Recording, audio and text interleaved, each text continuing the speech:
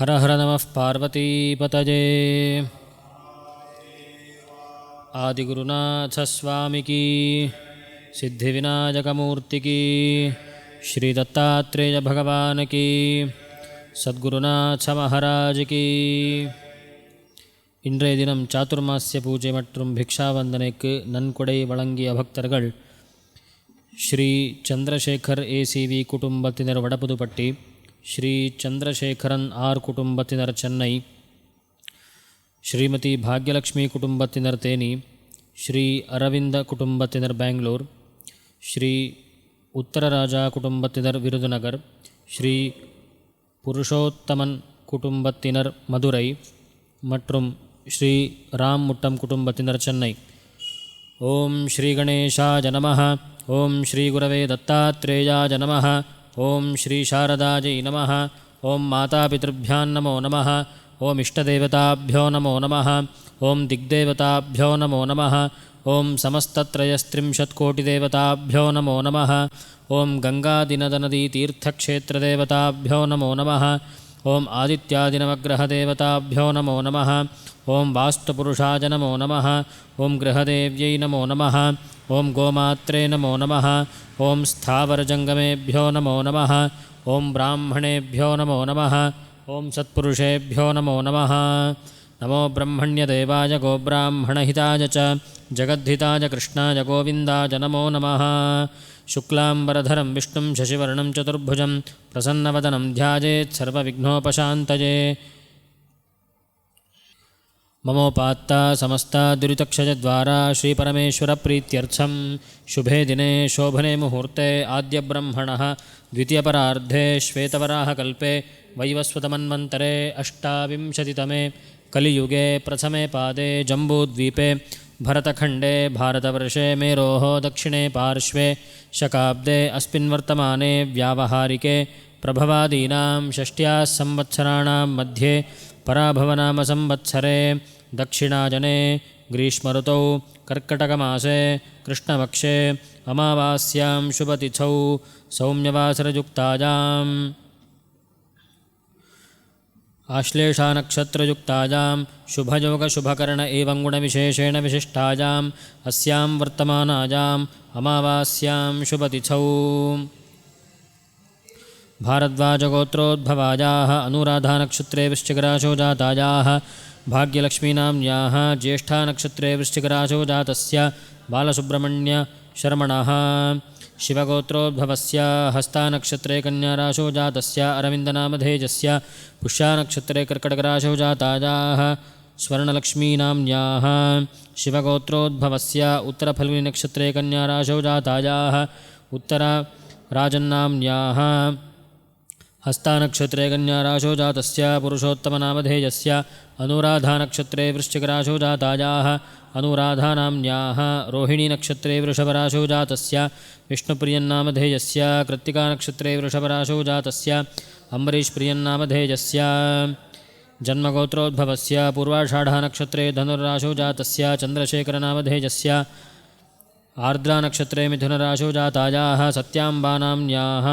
कृत्तिकानक्षत्रे वृषभराशौ जातायाः आर्याम्बानाम्न्याः कौशिकगोत्रोद्भवस्य श्रवणनक्षत्रे मकरराशौ जातस्य चन्द्रशेखरशर्मणः मघानक्षत्रे सिंहराशौ जातायाः राजलक्ष्मीनाम्न्याः श्रवणनक्षत्रे मकरराशौ जातस्य वैदीश्वरशर्मणः उत्तरपुरोष्ठपदानक्षत्रे मीनराशौ जातायाः गीताञ्जलीनाम्न्याः पूर्वाषाढानक्षत्रे धनुर्राशौ जातायाः मीरानाम्न्याः उत्तरफल्गुनीनक्षत्रे कन्याराशौ जातस्य वादुलगोत्रोद्भवस्य उत्तरफल्गुनीनक्षत्रे कन्याराशौ जातस्य वैद्यनाथशर्मणः उत्तरफल्गुनीनक्षत्रे कन्याराशौ जातायाः दीपाञ्जलीनाम्न्याः अनुराधानक्षत्रे वृश्चिकराशौ जातस्य शिवसहशर्मणः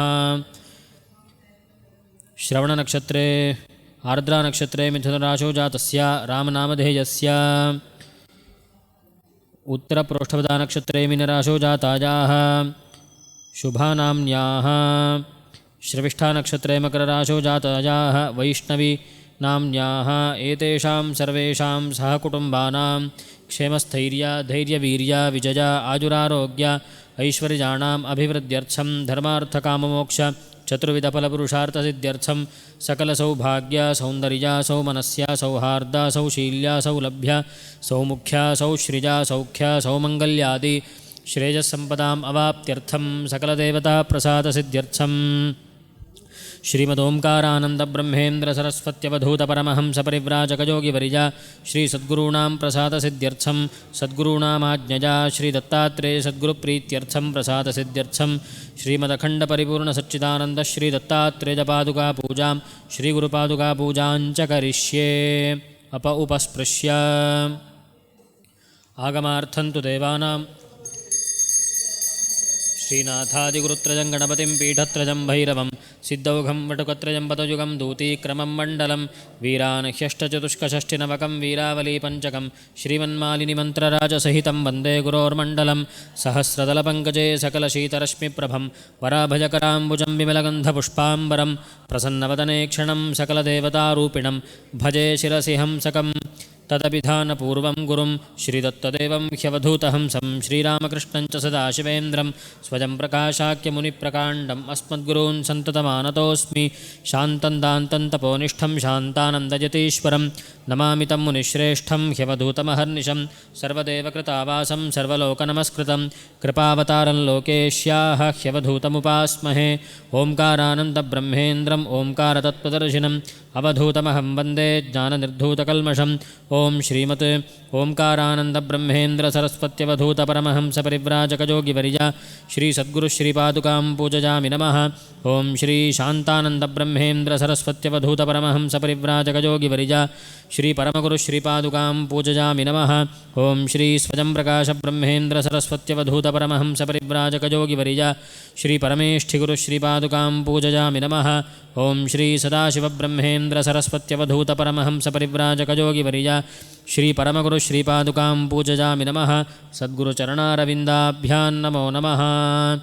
ओं आगमार्थन्तु देवानां गमनार्थन्तु रक्षसां घण्टानादं करोम्यादौ देवताह्वानलाञ्छनं कलशपूजा कलशं गन्धपुष्पाक्षतैरलङ्कृत्य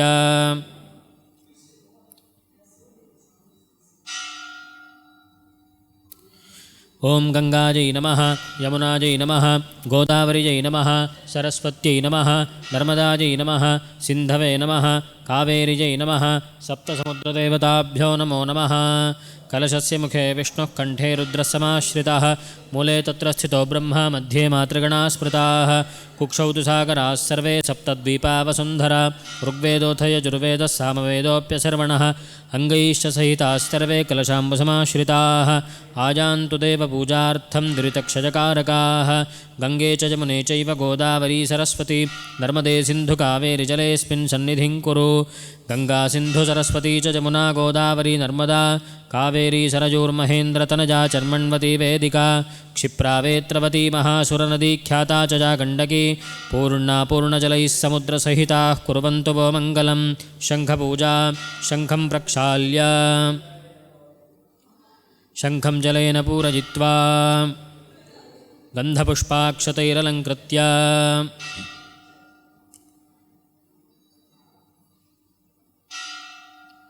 शङ्खं चन्द्रार्कदैवत्यं कुक्षो वरुणदेवता पृष्ठे प्रजापतिश्चैव अग्रे गङ्गा सरस्वती त्वं पुरा सागरोत्पन्नो विष्णुना विधृतः करे पूजितः सर्वदेवैश्च पाञ्चजन्य नमोऽस्तु ते। ॐ पाञ्चजन्याय विद्महे पावमानाय धीमहि तन्नः शङ्खः प्रचोदयात्। ॐ पाञ्चजन्याय विद्महे पावमानाय धीमहि तन्नः शङ्खः प्रचोदयात्। ॐ पाञ्चजन्याय विद्महे पावमानाय धीमहि तन्नः शङ्खः प्रचोदयात्। शङ्खजलं किञ्चित् कलशे निक्षिप्य किञ्चित् करे निक्षिप्य पूजाद्रव्याणि सम्प्रोक्ष्य देवस्य मूर्ध्नि स्त्रिः प्रोक्ष्य आत्मानं च प्रोक्ष्य पुनः शङ्खपूजा। त्वं पुरा सागरोत्पन्नो विष्णुना विधृतः करे पूजितः सर्वदेवैश्च पाञ्चजन्य नमोऽस्तु ते। ॐ पाञ्चजन्याय विद्महे पावमानाय धीमहि तन्नः शङ्खः प्रचोदयात्। ॐ पाञ्चजन्याय विद्महे पावमानाय धीमहि तन्नः शङ्खः प्रचोदयात्। पाञ्चजन्याय विद्महे पावमानाय धीमहि तन्नः शङ्खः प्रचोदयात्। शङ्खं देवतायाः पुरतः संस्थाप्य ಓಂ ಪಾಂಚಜನ್ಯಾಯ ನಮಃ ಶಂಖರಾಜಾಯ ನಮಃ ಸಮಸ್ತೋಪಚಾರಾನ್ ಸಮರ್ಪಯಾಮಿ. ಆತ್ಮಪೂಜಾ. ಆತ್ಮಾನಂ ಗಂಧಪುಷ್ಪಾಕ್ಷತೈರಲಂಕೃತ್ಯ ಓಂ ಆತ್ಮನೇ ನಮಃ ಓಂ ಅಂತರಾತ್ಮನೇ ನಮಃ ಓಂ ಜೀವಾತ್ಮನೇ ನಮಃ ಓಂ ಜ್ಞಾನಾತ್ಮನೇ ನಮಃ ಓಂ ಪರಮಾತ್ಮನೇ ನಮಃ ಪುಷ್ಪಂ ಶಿರಸಿ ಧಾರಯೇತ್. ಆರಾಧಿತೋ ಮನುಷ್ಯೈಸ್ತು ಸಿದ್ಧೈರ್ದೇವೈಸ್ಸುರಾದಿಭಿಃ ಆರಾಧಯಾಮಿ ಭಕ್ತ್ಯಾ ತ್ವಾಂ ಅನುಗ್ರಹಾಣ ಮಹೇಶ್ವರ. ಆರಾಧಯಾಮಿ ಮಣಿಸನ್ನಿಭಮಾತ್ಮಲಿಂಗಂ ಮಾಯಾಪುರೀ ಹೃದಯ ಪಂಕಜಸನ್ನಿವಿಷ್ಟಂ ಶ್ರದ್ಧಾನದೀ ವಿಮಲಚಿತ್ತಜಲಾಭಿಷೇಕೈಃ ನಿತ್ಯಂ ಸಮಾಧಿಕುಸುಮೈರ್ನ ಪುನರ್ಭವಾಯ. ಆತ್ಮನೇ ನಮಃ ಸಮಸ್ತೋಪಚಾರಾನ್ ಸಮರ್ಪಯಾಮಿ. ಮಂಡಪಧ್ಯಾನಂ ಹೇಮೈಸ್ತಂಭವಿಚಿತ್ರೈಶ್ಚ ವಜ್ರಮಾಣಿಕ್ಯರತ್ನಕೈಃ ಸಂಯುತಂ ಮಂಡಪಂ ದೀಪ್ತಂ ಹೃತ್ಕಲ್ಪಿತಮಿಮಂಗುರೋ ಚೂತಪತ್ರಾದಿಭಿರ್ಯುಕ್ತೈರ್ನಾರಿಕೇಲಾದಿಫೂಗಕೈಃ ಕದಲೀವೃಕ್ಷಪುಷ್ಪೈಶ್ಚರಂಜಿತೋ ಮಂಡಪೋ ಗುರೋ. ಸ್ವಾಮಿನ್ನಾಗತ್ಯ ಸಂವೀಕ್ಷ್ಯ ಭಕ್ತಾನುಗ್ರಹಹೇತುನಾ ಸ್ವಸ್ಥಾನಂ ಸುಸ್ಥಿರಂ ಕೃತ್ವಾ ಪೂಜಾಂ ಗೃಹೀಷ್ವ ದತ್ತಭೋಃ. ಅತದ್ವಾರಪಾಲಪೂಜಾ. ಓಂ ಇಂದ್ರಾಯ ನಮಃ ಓಂ ಅಗ್ನಜೇ ನಮಃ ಓಂ ಯಮಾಯ ನಮಃ ಓಂ ನಿರೃತಜೇ ನಮಃ ಓಂ ವರುಣಾಯ ನಮಃ ಓಂ ವಾಜವೇ ನಮಃ ಓಂ ಸೋಮಾಯ ನಮಃ ಓಂ ಈಶಾನಾಯ ನಮಃ ಓಂ ಬ್ರಹ್ಮಣೇ ನಮಃ ಓಂ ವಿಷ್ಣವೇ ನಮಃ ಓಂ ಊರ್ಧ್ವಾಯ ನಮಃ ಓಂ ಅಧರಾಯ ನಮಃ ಓಂ ದಿಕ್ಪಾಲದೇವತಾಭ್ಯೋ ನಮೋ ನಮಃ. ಮಹಾದ್ವಾರೇ ಸಾಧನಚತುಷ್ಟಯ ಸಂಪನ್ನ ಮಹಾಪುರುಷಾಯ ನಮಃ. ಅಂತಃ ಪೂರ್ವದ್ವಾರೇ ದ್ವಾರಶ್ರೀಜೈ ನಮಃ ಜ್ಞಾನಾಯ ನಮಃ ವೈರಾಗ್ಯಾಯ ನಮಃ. ದಕ್ಷಿಣದ್ವಾರೇ ದ್ವಾರಶ್ರೀಜೈ ನಮಃ ಶ್ರದ್ಧಾಜೈ ನಮಃ ಭಕ್ತ್ಯೈ ನಮಃ. ಪಶ್ಚಿಮದ್ವಾರೇ ದ್ವಾರಶ್ರೀಜೈ ನಮಃ ವಿದ್ಯಾಜೈ ನಮಃ ವಿನಯಾಜೈ ನಮಃ. ಉತ್ತರದ್ವಾರೇ ದ್ವಾರಶ್ರೀಜೈ ನಮಃ ವಿವೇಕಾಯ ನಮಃ ವಿಜಯಾಯ ನಮಃ. ಮುಖದ್ವಾರೇ ಕರ್ಮಮಾರ್ಗಪ್ರವರ್ತಕೇಭ್ಯೋ ಮರೀಚ್ಯಾದಿಋಷಿವರ್ಯೇಭ್ಯೋ ನಮೋ ನಮಃ. ಜ್ಞಾನಮಾರ್ಗಪ್ರವರ್ತಕೇಭ್ಯೋ ಸನಕಾದಿಋಷಿವರ್ಯೇಭ್ಯೋ ನಮೋ ನಮಃ. ಕಾರ್ತವೀರ್ಯಾರ್ಜುನಾಯ ನಮೋ ನಮಃ. ಪರಶುರಾಮಾಯ ನಮೋ ನಮಃ. ಶ್ರೀದತ್ತಭಾಗವತೇಭ್ಯೋ ನಮೋ ನಮಃ. ಸರ್ವಸ್ವರೂಪಾಯ ಜಗದ್ಗುರವೇ ಶ್ರೀದತ್ತಾತ್ರೇಯಸ್ವಾಮಿನೇ ನಮೋ ನಮಃ. ಪೀಠಪೂಜಾ. ಓಂ ಆಧಾರಶಕ್ತಿಯೈ ನಮಃ ಓಂ ಮೂಲಪ್ರಕೃತ್ಯೈ ನಮಃ ಓಂ ಸರ್ವಾಧಾರಪುರುಷಾಯ ನಮಃ. ಓಂ ಸಪ್ತಸಮುದ್ರೇಭ್ಯೋ ನಮಃ ಓಂ ಸಪ್ತದ್ವೀಪೇಭ್ಯೋ ನಮಃ ಓಂ ಪೃಥಿವ್ಯಾದಿಸಪ್ತಲೋಕೇಭ್ಯೋ ನಮಃ. ಓಂ ಅನಂತಾಸನಾಯ ನಮಃ ಓಂ ಕೂರ್ಮಾಸನಾಯ ನಮಃ ಓಂ ಪರಮಸುಖಾಸನಾಯ ನಮಃ. ಓಂ ಅಷ್ಟದಿಗ್ಗಜೇಭ್ಯೋ ನಮಃ ಓಂ ಸುವರ್ಣರತ್ನಪುಷ್ಪಾಲಂಕೃತಭದ್ರಪೀಠಾಯ ನಮೋ ನಮಃ. ಅಥ ವಿಘ್ನೇಶ್ವರಪೂಜಾ. ಓಂ ಗಣಾನಾಂ ತ್ವಾ ಗಣಪತಿಗುಂ ಹವಾಮಹೇ ಕವಿಂ ಕವೀನಾಮುಪಮಶ್ರವಸ್ತಮಂ ಜ್ಯೇಷ್ಠರಾಜಂ ಬ್ರಹ್ಮಣಾಂ ಬ್ರಹ್ಮಣಸ್ಪತ ಆನಃ ಶೃಣ್ವನ್ನೋತಿಭಿಃ ಸೀದಸಾದನಂ. ಅಸ್ಮಿನ್ ಬಿಂಬೆ ಶ್ರೀಮಹಾಗಣಪತಿಂ ಧ್ಯಾಯಾಮಿ ಆವಾಹಯಾಮಿ. ಮಹಾಗಣಪತಯೇ ನಮಃ. ರತ್ನಮಯಸಿಂಹಾಸನಂ ಸಮರ್ಪಯಾಮಿ. ಮಹಾಗಣಪತಯೇ ನಮಃ. ಪಾದಾರವಿಂದಯೋಃ ಪಾದ್ಯಂ ಸಮರ್ಪಯಾಮಿ. ಮಹಾಗಣಪತಯೇ ನಮಃ. ಹಸ್ತೇಷು ಅರ್ಘ್ಯಂ ಸಮರ್ಪಯಾಮಿ. ಮಹಾಗಣಪತಯೇ ನಮಃ. ಮುಖೇ ಆಚಮನೀಯಂ ಸಮರ್ಪಯಾಮಿ. ಮಹಾಗಣಪತಯೇ ನಮಃ. ಸ್ನಪಯಾಮಿ. ಆಪೋಹಿಷ್ಠಾಮಯೋ ಭುವಸ್ತಾನ ಊರ್ಜೇ ದಧಾತನ ಮಹೇರಣಾಯ ಚಕ್ಷಸೇ ಯೋ ವಃ ಶಿವತಮೋರಸಸ್ತಸ್ಯ ಭಾಜಯತೆ ಹನಃ ಉಶತೀರಿವ ಮಾತರಃ. ತಸ್ಮಾ ಅರಂಗಮಾಮವೋ ಯಸ್ಯ ಕ್ಷಜಾಯ ಜನ್ಮಥ ಆಪೋ ಜನಯಥಾ ಜನಃ. ಸ್ನಾನಂ ಸಮರ್ಪಯಾಮಿ. ಸ್ನಾನಾನಂತರಮಾಚಮನೀಯಂ ಸಮರ್ಪಯಾಮಿ. ಮಹಾಗಣಪತಯೇ ನಮಃ. ವಸ್ತ್ರೋತ್ತರೀಯ ಉಪವೀತ ಆಭರಣಾರ್ಥೇ ಅಕ್ಷತಾನ್ ಸಮರ್ಪಯಾಮಿ. ದಿವ್ಯಪರಿಮಳಗಂಧಾನ್ ಧಾರಯಾಮಿ. ಗಂಧಸ್ಯೋಪರಿ ಹರಿದ್ರಾ ಕುಂಕುಮಚೂರ್ಣಂ ಸಮರ್ಪಯಾಮಿ. ಅಕ್ಷತಾನ್ ಸಮರ್ಪಯಾಮಿ. ಪುಷ್ಪಮಾಲಿಕಾಂ ಸಮರ್ಪಯಾಮಿ. ಪುಷ್ಪೈಃ ಪೂಜಯಾಮಿ. ಓಂ ಸುಮುಖಾಯ ನಮಃ ಓಂ ಏಕದಂತಾಯ ನಮಃ ಓಂ ಕಪಿಲಾಯ ನಮಃ ಓಂ ಗಜಕರ್ಣಕಾಯ ನಮಃ ಓಂ ಲಂಬೋದರಾಯ ನಮಃ ಓಂ ವಿಕಟಾಯ ನಮಃ ಓಂ ವಿಘ್ನರಾಜಾಯ ನಮಃ ಓಂ ಗಣಾಧಿಪಾಯ ನಮಃ ಓಂ ಧೂಮ್ರಕೇತವೇ ನಮಃ ಓಂ ಗಣಾಧ್ಯಕ್ಷಾಯ ನಮಃ ಓಂ ಬಾಲಚಂದ್ರಾಯ ನಮಃ ಓಂ ಗಜಾನನಾಯ ನಮಃ ಓಂ ವಕ್ರತುಂಡಾಯ ನಮಃ ಓಂ ಶೂರ್ಪಕರ್ಣಾಯ ನಮಃ ಓಂ ಹೇರಂಬಾಯ ನಮಃ ಓಂ ಸ್ಕಂದಪೂರ್ವಜಾಯ ನಮಃ. ಮಹಾಗಣಪತಯೇ ನಮಃ. ನಾಮಪೂಜಾಂ ಸಮರ್ಪಯಾಮಿ. ಓಂ ಧೂರಸಿ ಧೂರ್ವಧೂರ್ವಂತಂ ಧೂರ್ವತಂಜೋಸ್ಮಾನ್ ಧೂರ್ವತಿತಂ ಧೂರ್ವಜಂ ವಜಂ ಧೂರ್ವಾಮಃ ಧೂಪಮಾಘ್ರಾಪಯಾಮಿ. ಉದ್ದೀಪ್ಯಸ್ವಜಾತವೇದೋಪಘ್ನಂ ನಿರೃತಿಂ ಮಮ ಪಶುಗುಶ್ಚ ಮಹ್ಯಮಾವಹ ಜೀವನಂಚ ದಿಶೋ ದಿಶಾ ದೀಪಂ ದರ್ಶಯಾಮಿ. ಧೂಪದೀಪಾನಂತರಂ ಆಚಮನೀಯಂ ಸಮರ್ಪಯಾಮಿ. ಭೂರ್ಭುವಃ ಸ್ವಃ देवसवितः प्रसुवा सत्यन्वर्तेन परिषिञ्चामि अमृतोपस्तरणमसि अमृतं भवतु प्राणाय स्वाहा अपानाय स्वाहा व्यानाय स्वाहा उदानाय स्वाहा समानाय स्वाहा ब्रह्मणे स्वाहा महागणपतये नमः नाळिकेरखण्डद्वयं कदलीफलानि काश्मीरफलं दाडिमीफलं च निवेदयामि आचमनीयं समर्पयामि हस्तप्रक्षालनं कल्पयामि पादप्रक्षालनं कल्पयामि गण्डूषं कल्पयामि आचमनीयं समर्पयामि भोगीफलसमायुक्तं नागवल्लीदलैर्युतं कर्पूरचूर्णसंयुक्तं ताम्बूलं प्रतिगृह्यतां भोगीफलताम्बूलं च निवेदयामि आचमनीयं समर्पयामि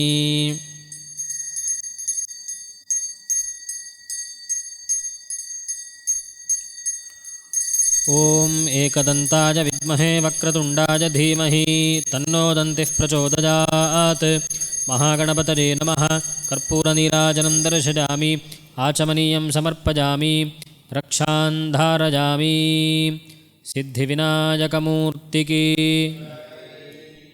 योपां पुष्पं वेद पुष्पवान् प्रजावान् पशुमान् भवति चन्द्रमा वा अपां पुष्पं पुष्पवान् प्रजावान् पशुमान् भवति य एवं वेद योपामायतनं वेद आयतनवान् भवति महागणपतये नमः वेदोक्तमन्त्रपुष्पाञ्जलिं समर्पयामि स्वर्णपुष्पं समर्पयामि पारिजातपुष्पं समर्पयामि समस्तोपचारान् समर्पयामि यानि कानि च पापानि जन्मान्तरकृतानि च तानि तानि विनश्यन्ति प्रदक्षिणपदे पदे प्रकृष्टपापनाशाय प्रकृष्टफलसिद्धये प्रदक्षिणं करोमि त्वां प्रसीद गणनायक प्रदक्षिणनमस्कारान् समर्पयामि स इज्जनेन स विशा स जन्मना स पुत्रैर्वाचं भरते धनाद्रभिः देवानां यः पितरमाविवासति श्रद्धामना हविषा ब्रह्मणस्पतिं महागणपतये नमः प्रार्थनां समर्पयामि अनया पूजया विघ्नहर्ता श्रीमहागणपतिः प्रीयताम् अथ पादुकापूजा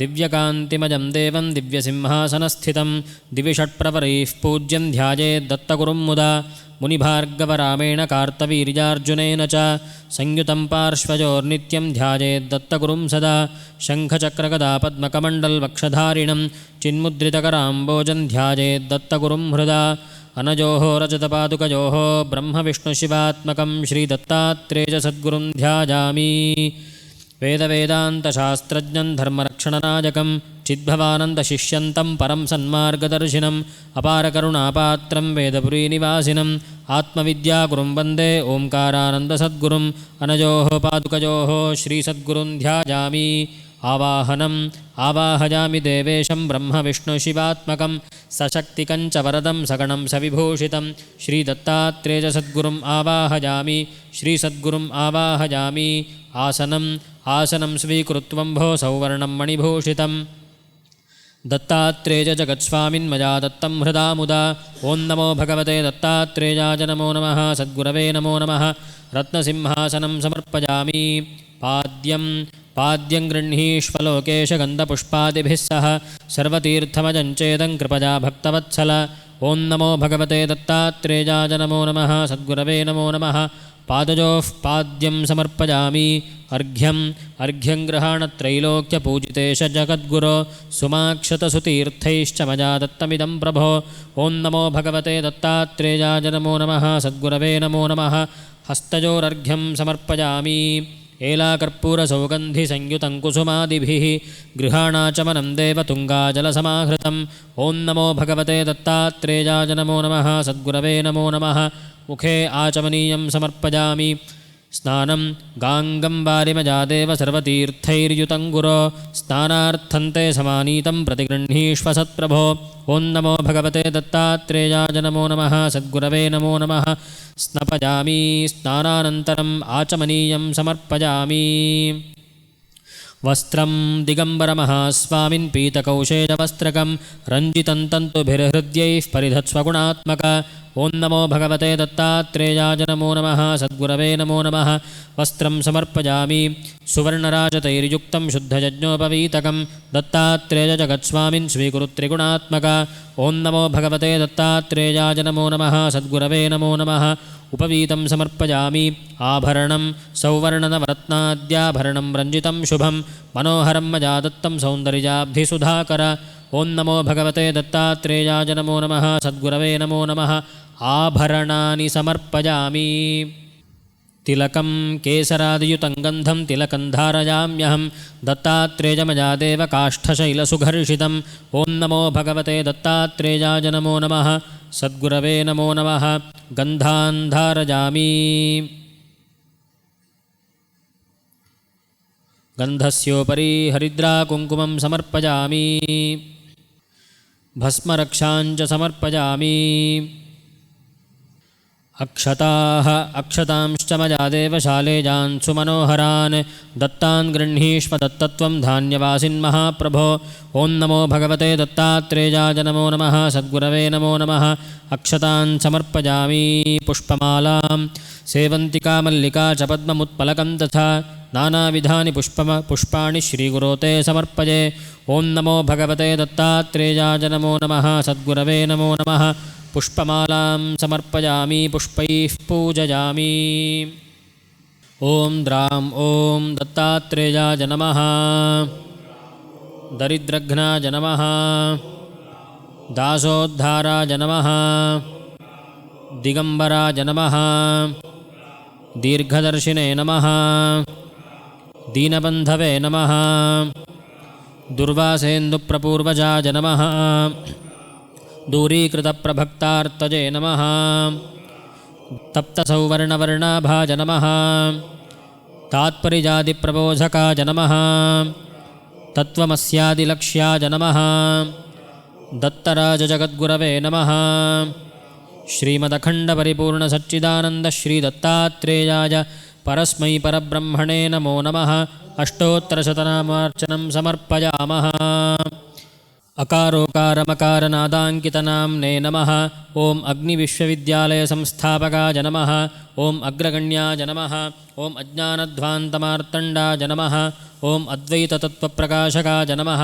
ಓಂ ಅನುಷ್ಠಾನನಿಷ್ಠಾಯ ನಮಃ ಓಂ ಅನೇಕಜ್ಞಾನಯಜ್ಞಕರ್ತ್ರೇ ನಮಃ ಓಂ ಸ್ವಾತ್ಮಾರಾಮಾಯ ನಮಃ ಓಂ ಸುರಭಿಸರಸ್ವತೀತೀರವಾಸಿನೇ ನಮಃ ಓಂ ಹಂಸಸ್ಸೋಹಂ ಇತ್ಯಾದಿ ಮಂತ್ರಾರ್ಥನಿರತಾಯ ನಮಃ ಓಂ ಶ್ರೀ ಶ್ರೀ ಶ್ರೀ ಓಂಕಾರಾನಂದಬ್ರಹ್ಮೇಂದ್ರ ಸರಸ್ವತ್ಯವಧೂತ ಮಹಾಸ್ವಾಮಿನೇ ನಮೋ ನಮಃ ಅಷ್ಟೋತ್ತರಶತನಾಮಾರ್ಚನಂ ಸಮರ್ಪಯಾಮಃ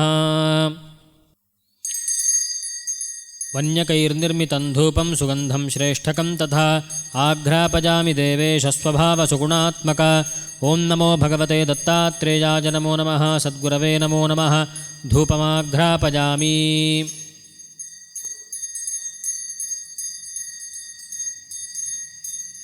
ಸ್ವಜಂಜ್ಯೋತಿಃ ಪ್ರದೀಪೋಜಮಾರ್ಜಲಿಪ್ತಃ ಸವರ್ತಿಕಃ ದರ್ಶಯಾಮಿ ಗುರೋ ದತ್ತಮದಜ್ಞಾನಂ ವ್ಯಪೋಹಯ ಓಂ ನಮೋ ಭಗವತೆ ದತ್ತಾತ್ರೇಯಾಯ ನಮೋ ನಮಃ ಸದ್ಗುರವೇ ನಮೋ ನಮಃ ದೀಪಂ ದರ್ಶಯಾಮಿ ಧೂಪದೀಪಾನಂತರಮಾಚಮನೀಯಂ ಸಮರ್ಪಯಾಮಿ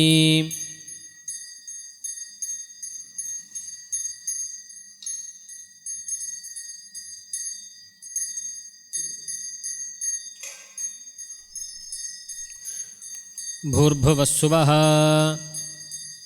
ದೇವಸವಿತಃ ಪ್ರಸುವಾ ಸತ್ಯಂತ್ವರ್ತೇನ ಪರಿಷಿಂಚಾಮಿ ಅಮೃತೋಪಸ್ತರಣಮಸಿ ಅಮೃತಂ ಭವತು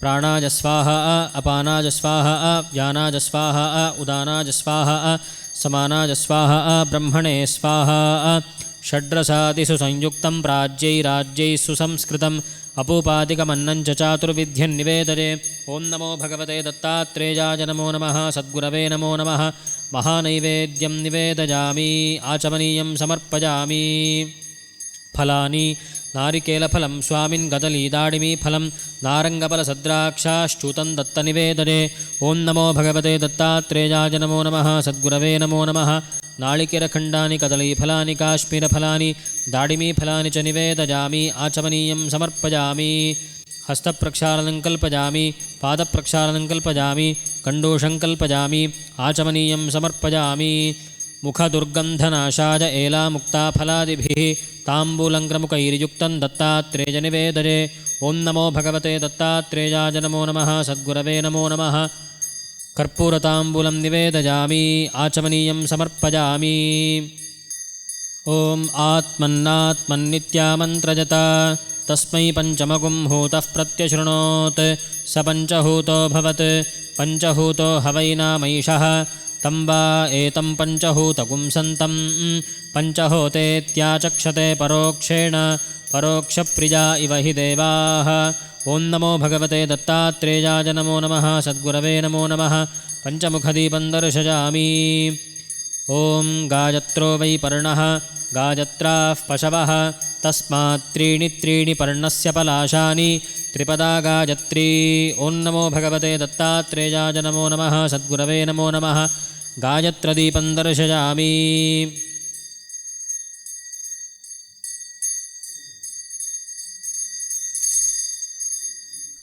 ॐ विश्वतश्चक्षुरुत विश्वतो मुखो विश्वतो हस्त उत विश्वतस्पात् संबाहुभ्यान्नमति सम्पतत्रैर्द्या वा पृथिवी जनयं देव एकः। त्रिवर्णनिर्मितं वर्तिकर्पूरघनसंयुतम् आरार्तिक्यं प्रकुर्वेऽहं विधिवैष्णवीशरूपक। ॐ नमो भगवते दत्तात्रेयाय नमो नमः सद्गुरवे नमो नमः। दिव्यमङ्गलनीराजनं दर्शयामि आचमनीयं समर्पयामि रक्षां धारयामि। श्रीदत्तात्रेय भगवान् की सद्गुरुनाथ महाराज की।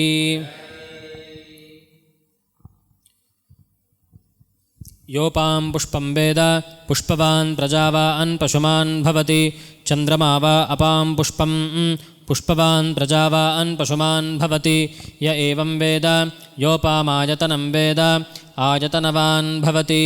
न कर्मणा न प्रजया धनेन त्यागेनैके अमृतत्वमानशुः परेण न कन्निहितं गुहायां बिभ्राजते तद्यतयो विशन्ति। वेदान्तविज्ञानसुनिश्चितार्थाः सन्न्यासयोगाद्यतयः शुद्धसत्त्वाः ते ब्रह्मलोके तु परान्तकाले परामृतात् परिमुच्यन्ति सर्वे। दह्रं विपापं परमेष्मभूतं यत्पुण्डरीकं पुरमध्यसग्गस्थं तत्रापि दह्रं गगनं विशोकस्तस्मिन् यदन्तस्तदुपासितव्यं। यो वेदादौ स्वरः प्रोक्तो वेदान्ते च प्रतिष्ठितः तस्य प्रकृतिलीनस्य यः परः स महेश्वरः। ऋग्यजुस्सामभिस्तुत्य श्रुतिस्मृतिपुराणकैः श्रावजनेः जगत्स्वामिन् मन्त्रपुष्पं समर्पये। ॐ नमो भगवते दत्तात्रेयाय नमो नमः सद्गुरवे नमो नमः। वेदोक्तमन्त्रपुष्पाञ्जलिं समर्पयामि। मनसा वर्ष्मणा नित्यं संसारद्रुमनाशक प्रदक्षिणं करोमीश सर्वव्यापिं जगद्गुरो। यानि कानि च पापानि जन्मान्तरकृतानि च तानि तानि विनश्यन्ति प्रदक्षिणपदे पदे। प्रकृष्टपापनाशाय प्रकृष्टफलसिद्धये प्रदक्षिणं करोमि त्वां प्रसीद परमेश्वर।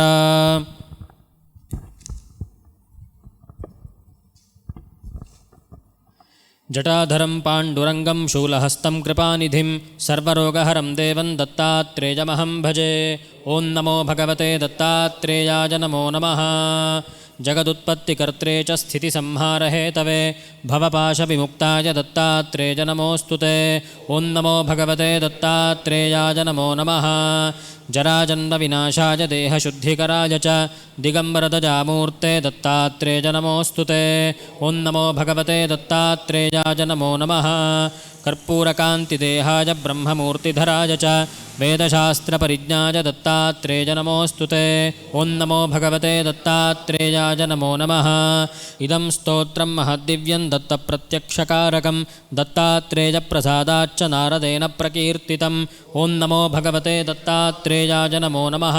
अनन्तकोटिप्रदक्षिणनमस्कारान् समर्पयामः।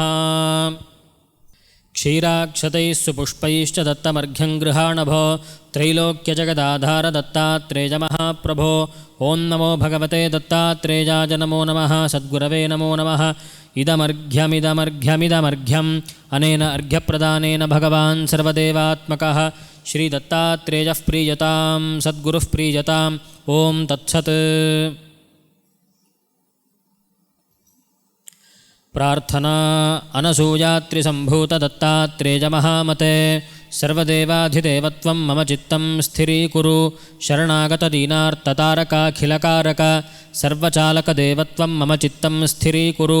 सर्वमङ्गलमाङ्गल्यसर्वाधिव्याधिभेषज सर्वसङ्कटहारिन् त्वं मम चित्तं स्थिरीकुरु। स्मर्तृगामी स्वभक्तानां कामदो रिपुनाशनः भुक्तिमुक्तिप्रदः सत्वं मम चित्तं स्थिरीकुरु। सर्वपापक्षजकरस्तापदैन्यनिवारणः योभीष्टदः प्रभुः सत्वं मम चित्तं स्थिरीकुरु। दत्तात्रेयमहास्वामिन् दयां कुरु दयानिधे मम प्रार्थनया क्षिप्रं प्रसीदाज्ञाननाशक क्षमा प्रार्थना श्रीगुरो सच्चिदानंद दत्तात्रेय महाप्रभो कृतापराधान् सर्वान् मे क्षमस्व श्रीदयानिधे पालनीयं च त्वत्पुत्रं त्वद्दासं मां महागुरो आघकोटयुतं दत्तक्षम्यतां सर्वदा मुदा प्रार्थनाः समर्पयामि उपचारः मनोवाक्कायजान् दत्तगजाश्वान्दोलिकान् मुदा छत्रचामरभोग्यांश्च सोपचारान् समर्पये। ओं नमो भगवते दत्तात्रेयाय नमो नमः सद्गुरवे नमो नमः समस्तोपचारान् समर्पयामि। समर्पणं यन्नामस्मरणान् नित्यं सर्वपापं विनश्यति कर्माणि पूर्णतां यान्ति तं वन्दे दत्तरूपिणम् अनया पूजया श्रीदत्तात्रेय सद्गुरुः प्रीयताम् श्रीसद्गुरुः प्रीयताम्। ओं तत्सत् सर्वं श्रीदत्तात्रेयार्पणमस्तु। நம பார்வதி பதயே ஹர மகாதேவ. முக்கியமாக நம்முடைய பெரியவர்கள் நம்முடைய ஆன்மீக சாதனங்களே தெரிந்திருக்க வேண்டிய ஒரு விஷயமாக சொல்லுவார்கள். நிறைய பேர் நம்ம சொல்கிறத கேட்டிருக்கலாம். நீ கர்ம யோகத்தை செய்து கடவுளை வந்து அடையலாம், நீ பக்தி யோகத்தை செய்து பக்தி யோக பாதை வழியாக கடவுளை வந்து அடையலாம், ஞான யோகத்தை செய்து கடவுளை வந்து அடையலாம். ஆகவே நீ கர்மயோகியாக இருந்து அந்த பாதை வழியாக நீ கடவுளை வந்து பார், பக்தி யோகியாக இருந்து கடவுளை அடைவதற்கு அந்த பாதை வழியாக வா, ஞான யோகியாக இருந்து நானும் அங்கே வரேன், நான் 3 பேரும் கடவுள் இடத்துல சந்திச்சுக்கலாம் அப்படி சொல்லி ஒரு வார்த்தை இருக்குது. ஒன்றையும் ஒரு பாதையாக சொல்கிற ஒரு பழக்கமானது நம்மிடத்தில் இருக்கின்றது. சரியா என்பதை பெரியவர் நமக்கு நிவர்த்தி செய்து தருகின்றார்கள். இதில் முக்கியமாக பார்க்க வேண்டியது என்னென்னா, கர்மயோகம் பக்தி யோகம் ஞான யோகம் என்பது பாதைகள் இல்லை, படிகள் சொல்கிறாங்க. பாதைகள் இல்லை. நான் கர்மயோகத்தையே செய்து கடவுளை வந்து அடைகிறேன், நீ பக்தி யோகத்தை செய்து கடவுளை வந்து அடை, நீ ஞான யோகத்தை செய்து கடவுளை வந்து அடை, நான் 3 பேர் அங்கே வந்து சந்திச்சுக்கலான்னு சொல்கிற ஒரு வழக்கமான ஒரு கருத்து இருக்கின்றது. அது சரியான தெளிவான கருத்து இல்லை என்பது பெரியவர் நமக்கு அழகாக விளக்கி சொல்லுகின்றார்கள். யார் கர்ம யோகியோ அவர் தான் பக்தி யோகி, யார் பக்தி யோகி அவர் தான் ஞான யோகி. ஞான யோகியாக இருந்து இறைவனை அறிந்து ஞான நிஷ்டையில் இருப்பவர் கர்மயோகியாக இருந்து தன்னை தூய்மைப்படுத்தி கொண்டு பக்தி யோகியாக இருந்து பிறகுதான் ஞான யோகி ஆகியிருப்பார். இல்லையா, சில பேர் சொல்லுவாங்க நேரடியாக இப்போ ஞான யோகத்தை தானே பண்ணுறார், கர்ம யோகத்தை பக்தி யோகத்தை நான் பண்ணி பார்க்கலையே சொன்னால், அவர் இப்போ பண்ணலை, நாம் பார்த்து பண்ணலை, முற்பெரியவில் முடிச்சிருக்கலாம், அதுக்கு முன்னே முடிச்சிருக்கலாம், நமக்கு தெரியல, அவ்வளவுதான். எப்படி இருந்தாலும் ஒருவர் கர்ம யோகத்தின் மூலமாக தன்னை தூய்மைப்படுத்தி கொண்டு பக்தி யோகத்தின் மூலமாக தன்னுடைய மனதில் உள்ள உணர்வுகளை எல்லாம் முறைப்படுத்தி கொண்டு பிறகு ஞான யோகத்தின் மூலமாக குருவிடத்தில் முறையாக சாஸ்திரங்களை கேட்டு தெளிவு பெற்று ஞான நிஷ்டையில் இருப்பார். ஆக 3ம் பாதைகள் இல்லை, படிகள். அதில் இன்னொரு கருத்தும் இருக்குது. சரி, நான் முதல்ல ஞான யோகத்தை செய்து பிற்பாடு கர்ம யோகத்தை செய்கிறேன் அப்படிலாம் இல்லை. இதுவும் வரிசையாகத்தான் வரணும். கர்மயோகியாக இருந்து பக்தி யோகியாக இருந்து பிற்பாடு ஞான யோகியாக வந்திருப்போம். இதுதான் முறை. கர்மயோகத்தை பற்றி நம்ம நல்லா தெரிஞ்சிருக்கோம். இல்லை இன்னும் நிறைய யோகங்கள் இருக்குது, தியான யோகம் இருக்குது, சாங்கிய யோகம்லாம் சொல்கிறாங்களே, எல்லாமே இந்த கர்மயோகம் பக்தி யோகம் ஞான யோகத்தை அடங்குகின்ற விஷயங்கள். கர்மயோகத்தில் நமக்கு சொல்லும்பொழுது சொல்லுவார்கள், செயலிலும் செயல் விளைவிலும் இருக்க வேண்டிய பாவனைக்கு பெயர் தான் கர்மயோகம். ரொம்ப சுருக்கமாக எளிமையாக சொல்லணுன்னா, செயலில் இது இறைவன் எனக்கிட்ட கடமை அல்லது இது என்னுடைய கடமை, செயலில் இது எனக்கு அமைந்த கடமை என்ற பாவனை. செயலை செய்த பிற்பாடு அது விளைவு வரும்பொழுது அதை ஈஸ்வர பிரசாதமாக ஏற்றுக்கொள்வது. இதுதான் கர்மயோகத்தை ரொம்ப சிம்பிளாக சொல்லணுன்னா அதுதான். செயலில் இது கடமை என்ற பாவனையும் விளைவில் இது ஈஸ்வர பிரசாதம் என்ற பாவனையும் இருந்தால் அப்படி செய்கின்ற செயலுக்கு பெயர் கர்மயோகம். அந்த கர்மயோகத்தில் நம்முடைய விருப்பு வெறுப்புக்கு இடம் இல்லை, பிடிச்சது பிடிக்கல அப்படிலாம் இல்லை. கடமையில் பிடிச்சது பிடிக்காது என்ற விருப்பு வெறுப்புக்கு இடம் இல்லை. அப்படி செய்கின்ற மனநிலையில் விருப்பு வெறுப்பு குறைந்த மனதோடு பக்தி யோகம் மூலமாக இறைவனிடத்திலே நம்முடைய உணர்வுகளை எல்லாம் கொட்டி தீர்த்து அங்கிருந்து பெற வேண்டிய சில பக்குவங்கள் அதையெல்லாம் பெற்று பிறகு அந்த இறைவனை பற்றிய உண்மைத்தன்மை அறிய வேண்டும் என்ற பேர் ஆர்வத்தோடு முமுட்சுத்துவத்தோடு குருவிடத்தில் வந்தால் ஞான யோகம் ஸ்ரவணம் மனனம் நிதித்தியாசனம். ஸ்ரவணம் என்பது குருவிடத்தில் முறையாக கேட்பது. அவன் படின்னு சொல்லலை, கேள் தான் சொல்லியிருக்கு, கேட்டல். பிற்பாடு கேட்ட விஷயங்கள் நிச்சயமாக சந்தேகம் வரும். அவைகளை மனனம் என்ற சாதனத்து மூலமாக யாரிடத்தில் கேட்டும் அவரிடத்தில் கேட்டு சந்தேகத்தை நிவர்த்தி செய்து கொள்வது. பிறகு சந்தேகமில்லாத ஞானம் வந்தால் பிற்பாடு வரக்கூடிய பெரிய கஷ்டம், அது தெளிவான அறிவை பெற்ற பிற்பாடு அந்த அறிவில் நிற்கிற சக்தி இல்லாமல் போய்விடுகின்றது. அதுதான் நிறைய பேருக்கு தெரியாமல் தப்பு பண்ணலை, நல்லா தெரிஞ்சிருக்கு. ஏன் அவர்களால் தப்பு பண்ணுறாங்கன்னு சொன்னால் அவர்களால் அதில் இருக்க முடியவில்லை, இயலாமை. முதல்ல அறியாமைனாலும் தப்பு பண்ணுவோம், பிற்பாடு இயலாமைனாலும் அதே போல் இருந்துக்கிட்டு இருப்போம். அதான் நிறைய பேர் கேட்பாங்க, என்னங்க இவ்வளோ கேட்டுக்கிட்டு இருக்கார், இவ்வளோ படிச்சிருக்கார், இவ்வளோ கீதை கிளாஸ்லாம் வராரு, அவர் ஏங்க இப்படியே இருக்காருன்னா உண்மை தான். கீதை கிளாஸ்லாம் வராரு, கேட்குறாரு, நிறைய விஷயங்கள் கோயிலுக்கு வராரு, பக்தனாக இருக்கார். ஏன் அப்படி இருக்காருன்னா அவரால் இயலவில்லை, இயலாமை, சக்தி இல்லை. ஆகவே அப்படி சக்தி இல்லாத இயலாமையை போக்கிக் கொள்வதற்கு தெளிவான அறிவை பெற்ற பிற்பாடு அந்த அறிவில் நிற்பதற்கான அற்புதமான நிறைவான ஆன்மீக சாதனம் அதுதான் நிதித்தியாசனம் சொல்கிறோம். அந்த நிதித்தியாசனம் என்பது நாம் என்ன அறிவை தெளிவாக பெற்றோமோ அந்த அறிவில் மீண்டும் மீண்டும் நிற்க பழகுவது.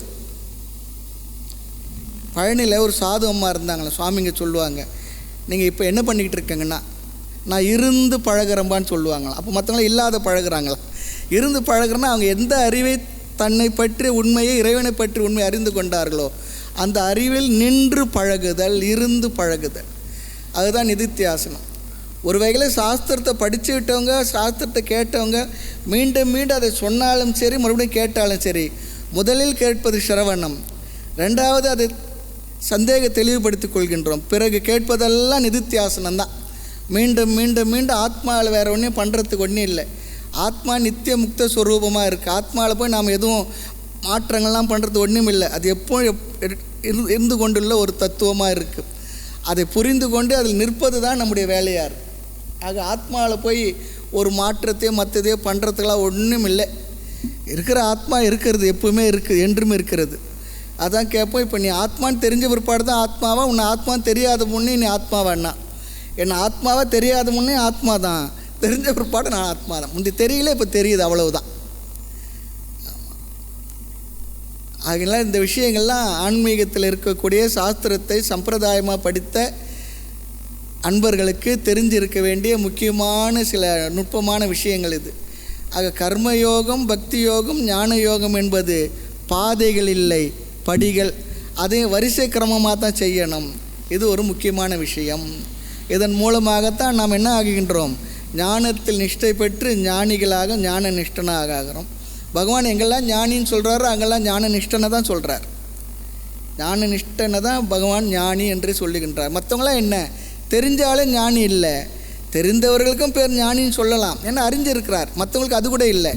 ஆனால் ஞான நிஷ்டனைத்தான் பகவான் ஞானி என்றே சொல்லுகின்றார் என்று சொல்லி இந்த கருத்துக்களை எல்லாம் நமக்கு அழகாக சாஸ்திரத்தின் மூலமாக எளிமையாக நமக்கு இவையெல்லாம் புரிய வைத்த நம்முடைய சத்குருநாத சுவாமிஜி அவருடைய திருவடிகளுக்கு சாஷ்டாங்க நமஸ்காரங்களை தெரிவித்து, ஆதிகுரு பிரக்ஞா தட்சிணாமூர்த்தி நமக்கு இவைகளையெல்லாம் அறிந்து இவைகளையெல்லாம் சாதித்து ஞான நிஷ்டை அடைவதற்கு அனுகிரகம் செய்ய வேண்டுமாக பிரார்த்தனை செய்து உங்கள் அனைவருக்கும் இந்த சாதுர்மாசிய புண்ணிய கால வாழ்த்துக்களை தெரிவித்து நிறைவு செய்கின்றேன். ஹரி ஓம். ஓம் ந கர்மணா ந பிரஜயா தனேன த்யாகேனைகே அமிர்தத்வமானசுः பரேண நாகன்னிஹிதம் குஹாஜாம் விப்ராஜதே தத்யதஜோ விசந்தி வேதாந்தவிஜ்ஞானசுனிஷ்சிதார்த்தாः சந்நியாசயோகாத்யதஜः शुद्धसत्त्वाः ते ब्रह्मलोके तु परान्तकाले परामृतात् परिमुच्यन्ति सर्वे दह्रं विपापं परमेष्मभूतं यत्पुण्डरीकं पुरमध्यसग्गस्थं तत्रापि दह्रं गगनं विशोकस्तस्मिन् यदन्तस्तदुपासितव्यं यो वेदादौ स्वरः प्रोक्तो वेदान्ते च प्रतिष्ठितः तस्य प्रकृतिलीनस्य यः परः स महेश्वरः. இன்றைய தினம் சாதுர்மாசிய பூஜை மற்றும் பிக்ஷாவந்தனைக்கு நன்கொடை வழங்கிய பக்தர்கள் ஸ்ரீ சந்திரசேகர் ஏசிவி குடும்பத்தினர் வடபுதுப்பட்டி, ஸ்ரீ சந்திரசேகரன் குடும்பத்தினர் சென்னை, ஸ்ரீமதி பாக்யலக்ஷ்மி குடும்பத்தினர் தேனி, ಶ್ರೀ ಅರವಿಂದನ್ ಕುಟುಂಬத்தினர் பெங்களூர், ಶ್ರೀ உத்திரராஜன் குடும்பத்தினர் விருதுநகர், ಶ್ರೀ புருஷோத்தமன் குடும்பத்தினர் மதுரை, ಶ್ರೀ ராமுடன் குடும்பத்தினர் சென்னை. ಗುರುರ್ ಬ್ರಹ್ಮ ಗುರುರ್ ವಿಷ್ಣುರ್ ಗುರುರ್ದೇವೋ ಮಹೇಶ್ವರಃ ಗುರುಃ ಸಾಕ್ಷಾತ್ ಪರಂ ಬ್ರಹ್ಮ ತಸ್ಮೈ ಶ್ರೀ ಗುರವೇ ನಮಃ. ಗುರವೇ ಸರ್ವಲೋಕಾನಾಂ ಭಿಷಜೇ ಭವರೋಗಿಣಾಂ ನಿಧಜೇ ಸರ್ವವಿದ್ಯಾನಾಂ ದಕ್ಷಿಣಾಮೂರ್ತಯೇ ನಮಃ. ಸದ್ಗುರುಚರಣಾರವಿಂದಾಭ್ಯಾಂ ನಮೋ ನಮಃ.